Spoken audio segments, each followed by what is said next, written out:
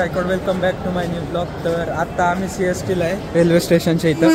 So आत्ताच पोचलोय। इथून आपल्याला एलिफंट, आपल्यासोबत सूरज मामा आहे आणि त्याचा फ्रेंड आहे। सो आपल्याला इथून एलिफंटा केव्स, विधानसभा, मंत्रालय वगैरे ते सगळं बघायचं आहे। सो त्याच्या पुढेच ताज हॉटेल वगैरे, सो सगळंच फिरू आपण। बाकी ट्रेनने वगैरे आलो तो, पहिलाच एक्सपिरियन्स आहे ट्रेनचा मुंबईला। त्याच्या आधी आलो होतो पाहुण्यांकडे वगैरे, पण तेव्हा फिरायला वगैरे नाही, फक्त पाहुण्यांकडेच आलो होतो। सो आता सगळं एक्सप्लोअर करायचं आहे आपल्याला। सो पुढे बघतच राहा ब्लॉग तुम्ही। तर हे रेल्वे स्टेशन मुंबईचं फुल लुक बघून घ्या तुम्ही, मस्त आहे। फर्स्ट एक्सपिरियन्स आहे रेल्वेचा मुंबईला, आणि त्यात एक्सप्लोअर करायचं सगळं।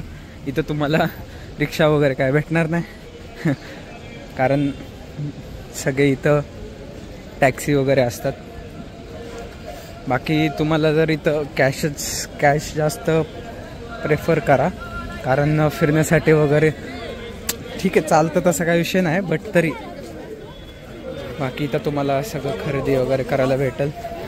बाकी इथं ट्रॅव्हलिंग ट्रिपसाठी पण असतात ते गेटवे वगैरे सगळं फिरायचं आहे आपल्याला। बाकी इथं डबल डेकर बसेस वगैरे भेटतील। सो बघू आपण आता काय करायचं आहे। मुंबई दर्शनचे पण बस असतात भरपूर, पण मुंबई दर्शनचं कसं जास्त मला तर एक्सपिरियन्स नाही इथं कधी थांबवून असं कधी बघायला टाईम देतात म्हणून, मला तर माहीत नाही देत असतील, बट तरी बघू आपण। तर फोटो काढाय चांगले येतील इथं, फोटो चांगले येतील बघ। इकडं काढायचे का बघ, काढा। मोबाईल वगैरे आहे आपल्याकडे जरा चांगले, इथं समोर वाईड अँगलने काढू गाईज। इथं मस्त फोटोज घेऊ आता, थोडं फोटो सेशन करू, भरपूर टाइम आहे आपल्याकडे। आता आम्ही चाललो खाऊ गल्लीकडे, तिथं थोडं काहीतरी खाईल आम्ही, आणि मग परत डबल डेकर बसमध्ये, मग तिथून पुढे पहिलं गेटवे ऑफ इंडिया किंवा मग आता चर्चगेटला चाललं, तिथं खाऊ गल्ली आहे। सो तिथं खातो आधी, आणि मग नंतरून आपलं हाय डबल डेकर बस, मग तिथून sir gateway of India, Elephanta caves वगैरे तिकडे जाऊ आपण। आणि बाकी बघा तुम्ही गाईज, ड्रीम सिटी मुंबई। बाकी माझा कॉन्फिडन्स खूप आता म्हणजे झाला आहे चांगला, कारण कंटिन्यू ब्लॉग तर नाहीच आहेत, बट तरी गर्दीत असं मी जास्त ट्राय करतो की ब्लॉग जास्त काढावं, कारण कॉन्फिडन्स लेवल वाढते। आणि इथे परत भरपूर सारे लोक आहेत जे बघतात ते माझ्याकडं, पण तरी मला काढायचंच आहे काही झालं तरी।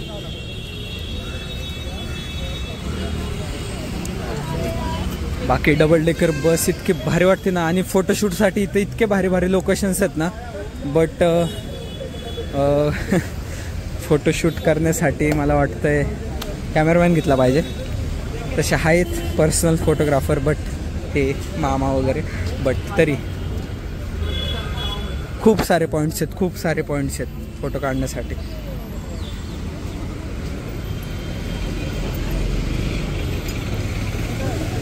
खरं तर मी येणार नव्हतो, कारण ट्रेन खूप लवकर होता आणि माझी झोप परत मला गाईज ते रावण पिक्चरमध्ये वगैरे होतं इकडचं सगळं, रेल्वे नाही का तुटते एकदम, ट्रेन येते बाहेर, आय थिंक सो।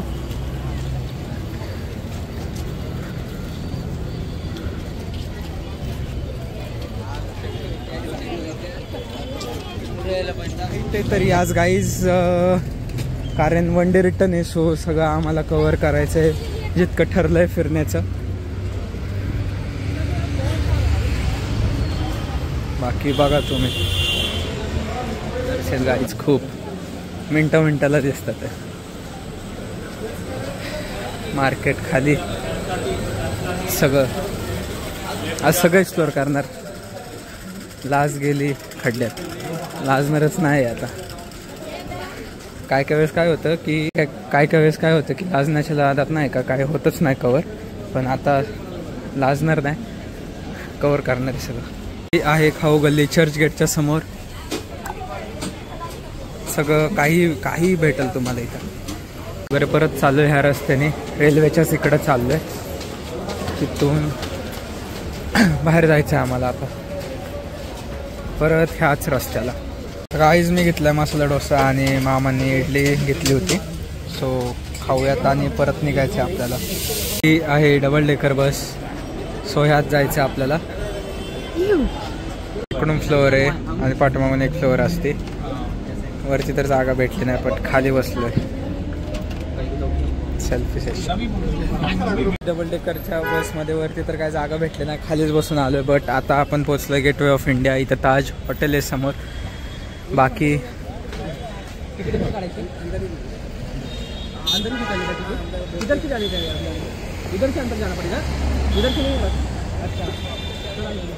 अरे ते आपण बस मधून येत होता तिथंच होतं ना साईडला.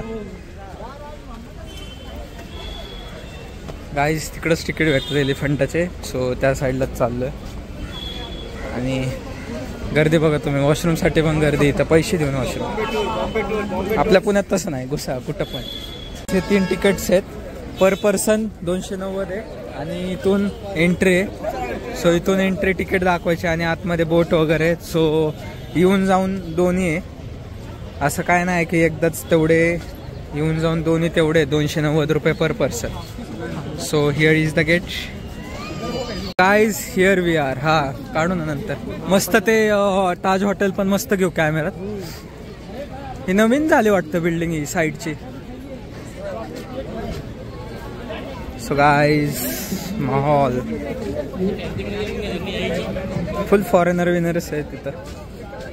कधी आलो होतो मी 6वी 7वीत होतो वाटतं, तेव्हा आलो होतो इथं गेटवे ऑफ इंडियाला. त्याच्यानंतर दुसरीकडेच गेलो होतो, नाही आलं त्यानंतर. गाईज आता पहिले एलिफंटा करू, मग नंतर फोटोशूटसाठी इथं थांबणार आहोत. सो पहिले एलिफंटाला जाऊ, मस्त बोटिंग वगैरे करू आणि मग आपलं बाकीचं जे काय असेल ते मस्त 2-3 लोकेशन अजून फिरायचे आपल्याला. बाकी छत्रपती शिवाजी महाराज यांचा स्टॅच्यू आणि हॉटेल काय ते फुटलं होतं तेव्हा दिसत होतं, पण रिनोव्हेशन नंतर सेम टू सेम तसंच केलं.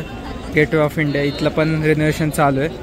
सगळं जुनं बांधकाम इंग्रजांच्या काळांमधलं. सो सगळं तुटलं फुटलं आहे. ही आहे लाईन एलिफंटाला जायची. जॅकेट्स वगैरे घातलेत आणि बाकी एलिफंटामध्ये बसलो आपण बोटमध्ये. बाकी गर्दी बघा तुम्ही इथली, बाकी मस्त आहे. नुसते बोट्स आहेत सगळीकडं. तिकीटसाठी बाहेर पण आहे, इथं पण आहे. आणि एलिफंटासाठी 1st and 4th गेट आहे. सो तिथूनच तुम्हाला एंट्री भेटेल एलिफंटासाठी. सो बाकीचं तुम्हाला कळेलच जसं तुम्ही असाल. बाकी माझा फर्स्ट एक्सपिरियन्स आहे मुंबईचं, कारण पहिला आलो होतो तसं मी सांगितलं होतं, पाहुण्यांकडेच गेलो होतो, त्यामुळे जास्त फिरणं एक्सप्लोर झालं नाही करून. बाकी आलो होतो पण 5th मध्ये आलो होतो, त्यामुळे तेव्हा तर काय जास्त कळत नव्हतं. बट आता कळतं. इथं एकदम खाली ठेवलं. So we are going.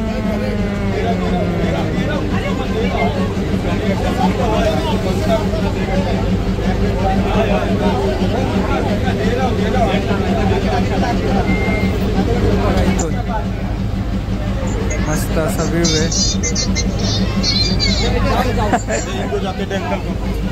तर हे आले जाऊन बोट आताच जस्ट. सगळ्यांना लाईव्ह जॅकेट्स पुरवले जातात ते, कारण लाईव्ह जॅकेट्स मस्ट आहे. कधी काय होईल काय सांगता येत नाही, त्यामुळे.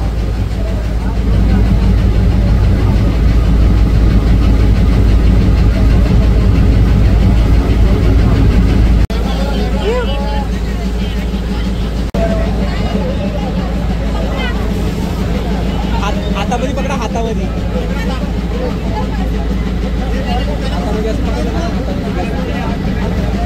गाईस किती आलं बघा ते खायला.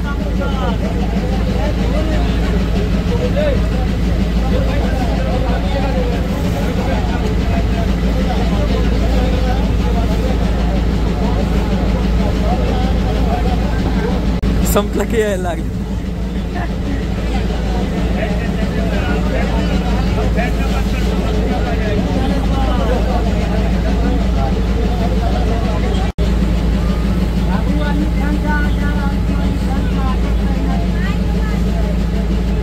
बोर्ड्स बघा तुम्ही.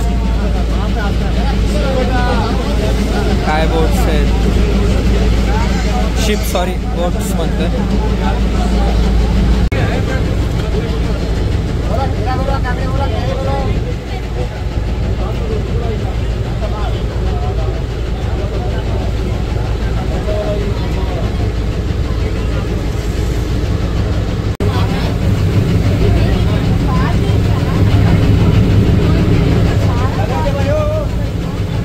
गाईज एलिफंटला आपण पोहोचलेलो आहे.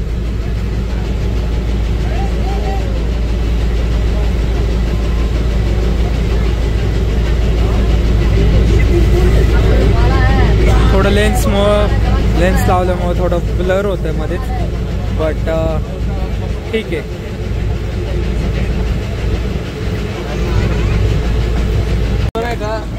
आडायला बिडायला काही हेच नाही, एकदम मधलं बोगदा ठेवलेला आहे. गाईज पोचलोय आता फॉरेनर समोर. त्यांच्या कंट्रीमध्ये काहीच नसतील, बट आपल्याला इकडं आलं की असं वाटतं की लेच भारी म्हणून. अरे सीट वगैरे आतमध्ये भारी बोट. अरे एलिफंटाला पण इथून रेल्वे 18 रुपीज आहे पर पर्सन. 18 रुपीज येऊन जाऊन आहे पर पर्सन. सो ट्रेन तिथं थांबलेली येतीच आहे. बाकी खूप पुढे असं आलेलं आहे आम्ही. फॉरेनर्स वगैरे भरपूर.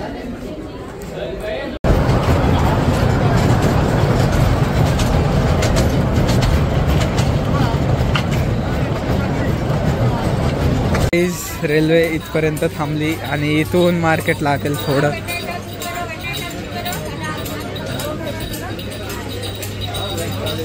तिकीट्स आहेत.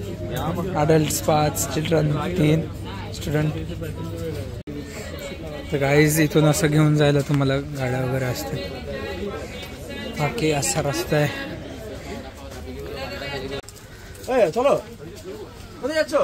एलिफंटा केव्स. मला जास्त इथं नेपाळीच माणसं दिसतील, कारण ओल्ड रिलिजन एक बुद्धिझम होता. सो त्यानुसार जे नेपाळी माणसं आहेत ते खूपच त्यांना हे करतात, त्यामुळं जास्त तेच दिसतं. प्राईस पोचलोय आपण आणि तिकीट्ससाठी परत एक सेक्शन होतं, तिथं पण तिकीट्स होते. बाकी इथं लिहिलेलं आहे थोडं. आणि बाकी हे केव्ज, एलिफंटा केव्ज.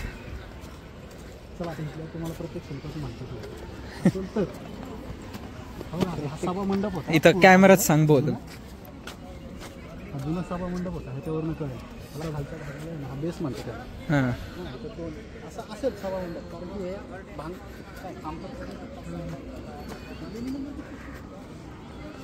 ते ब्लॉगला जरा कंटेंट भेटेल मला. इन्फॉर्मेशन सांगतो तशी तू बरोबर सांग फक्त. We are entering in caves and this is the look.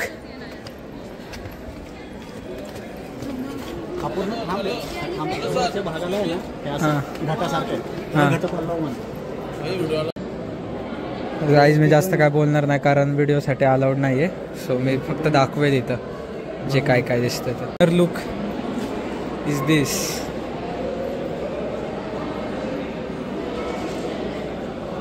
कुठलं काय रावणानुग्रह. त्याच्या पाठीमागची कथा कशी, एकदा रावण त्याच्या भावाला म्हणजे त्याचा सावत्र भाऊ कुबेराचा पराभव करतो. त्याचं पुष्पक विमान आहे ते पण चोरतो.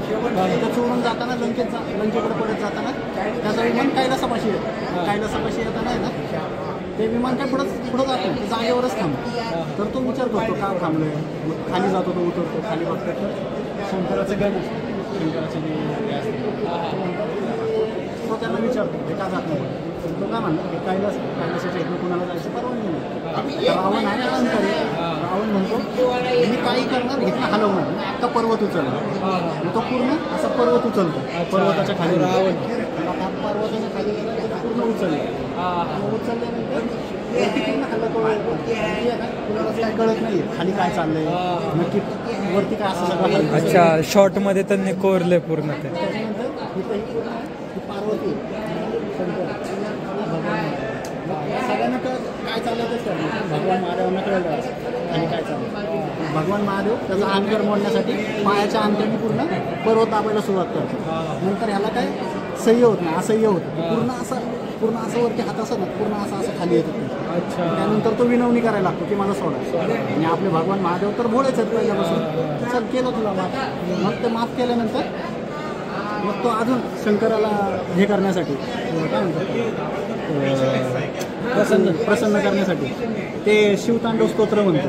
जटा कवी तलत त्याच्यानंतर भगवान महादेव त्याला रुद्रवीनं भेट देतात. गाईस ही होती स्टोरी. सगळी तुम्हाला इन्फॉर्मेशन भेटेल. सो हा व्लॉग एकदम कंटेंटशी भरून असणार आहे. सो बघत राहा तुम्ही पुढे. मस्त आहे. चार्जिंग पण कमी आहे. मुळात मला माहीतच नव्हतं एलिफंटा केव्ज इतकं मोठं आहे. त्यात मी पॉवर बँक वगैरे नाही आणलं.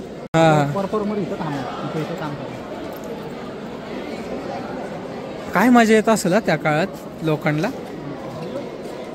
यात बघू काय आहे नेमकं. पाणी आहे का खाली.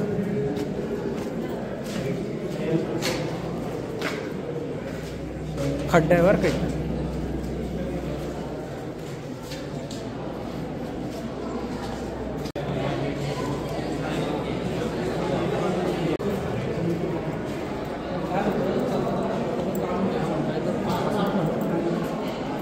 काढायचे.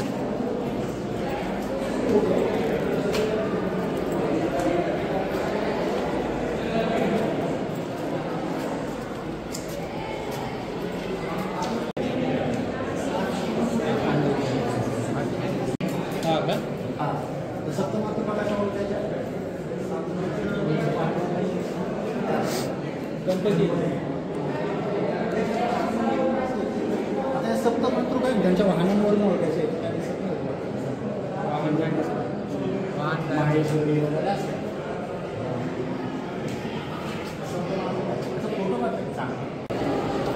तर गाईज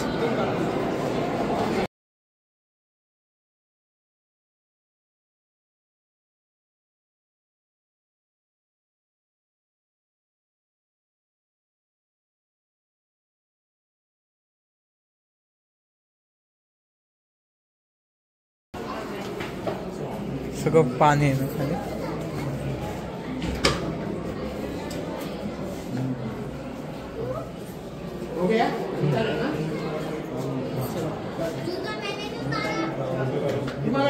तर गाईज हा पार्ट तर झाला इकडचा. आता पुढे थोडासा पार्ट आहे अजून. सो तो बघणार आहे. यांची भीती वाटते फक्त मोबाईल घेऊन जातील म्हणून. बट रिस्क नाही. मागचा पार्ट आहे गाईज. इकडं मला नाही वाटतं ह्या साईडला काय.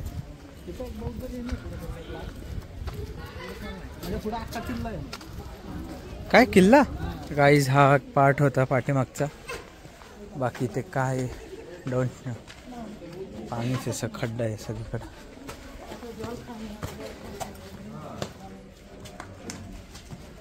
काय नाही रूम टाईप आहेत सगळे. होती 4th आणि पुढे तर काय अजून ऐकले नाही. बट आम्ही आलोय ट्रेन वगैरेने. सो टायमिंग वगैरे खूप कंजेस्टेड टाईम आहे. सो त्यामुळे निघतोय आम्ही इथूनच. आणि मी जास्त काय आता रेकॉर्ड करणार नाही कारण चार्जिंग आली 8 वरती. सो थोडं ठेवायला लागेल मला आता थोडं चार्जिंग. सो मी आता इथून काय करणार नाही पुढं. बाकी थोड्या वेळात भेटू. काही आलेलो आहे आम्ही पायथ्याशी खाली. आता बोटमध्ये परत जाईल आणि इथून तरी काय मी जास्त रेकॉर्ड करणार नाही. आता बोटनी जसं आलं होतं तसंच जाणार आहे. सो डायरेक्ट मी तुम्हाला तिथलंच काहीतरी दाखवेल शॉर्ट्स. काहीच खेळ संपला माझ्या मोबाईलचा. आता इथून पुढे काय होणार नाही. बाकी इथे गेटवे ऑफ इंडिया आणि खूप अशी गर्दी आहे. समोर ताज हॉटेल आहे. सो हा ब्लॉग मी इथंच एंड करतो. Thank you so much for watching. Charging विषय होतं आता स्विच ऑफच होणार आहे फोन. 1% राहिलं आहे. सो भेटूया पुढच्या ब्लॉगमध्ये. मला पुढचं कॅप्चर करायचं होतं बट आता जाऊ दे.